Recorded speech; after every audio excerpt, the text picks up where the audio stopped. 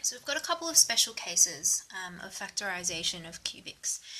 We've got a sum of two cubes and a difference of two cubes, which will sound very familiar to you. We've looked at difference of two squares before. These ones are really similar.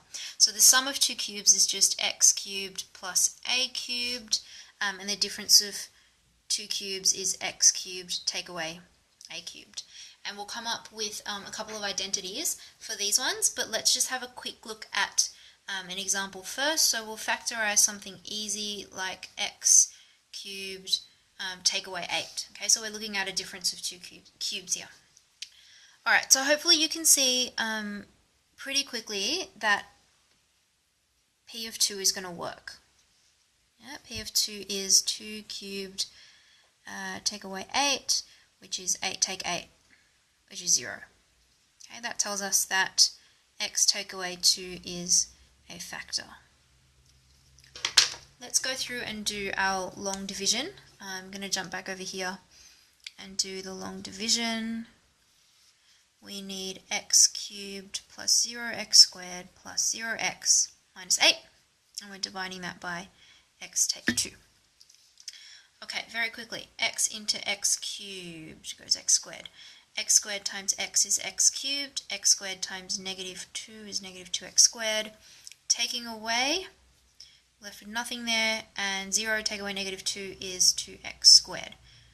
Bring down.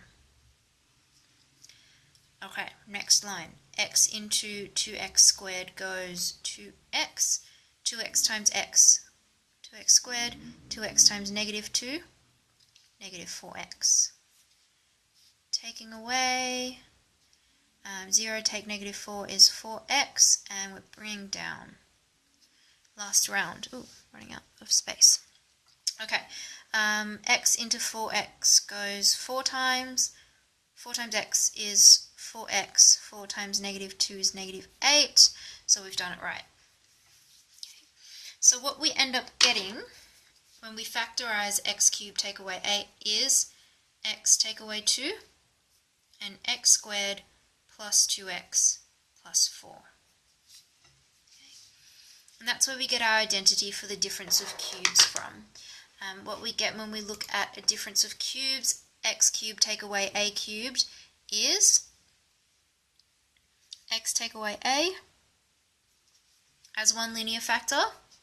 Just move this over.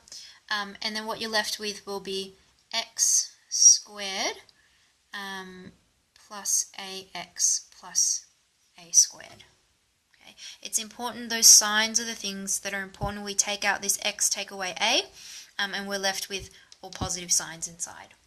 Very similarly, if we have a sum of cubes, what we're going to do is we're going to take out an x plus a, and what we're left is x squared take away ax plus a squared. These are the two identities that are really, really important for this bit of the lesson. So we've got our sum of cubes, this identity here, and our difference of cubes, this one here. When you get questions that look like this, where it's something cubed, take away something cubed, don't do it all by hand, don't do all of this, just use your identities. Alright, let's look at one more example. So we want to factorize this here, which we'll recognize straight away as a sum of cubes, but I'm just going to quickly rewrite this so you can see the cubes really clearly. So it'll be something cubed plus something cubed.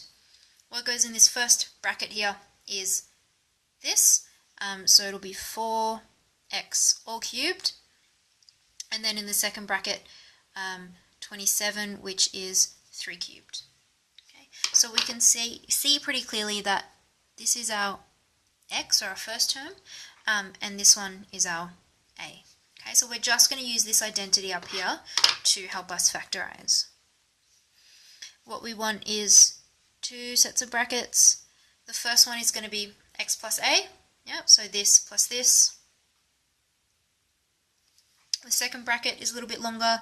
It is x squared, so this squared.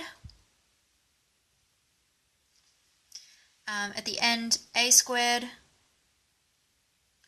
And then in the middle, minus a times x. Let's clean this up just a little bit.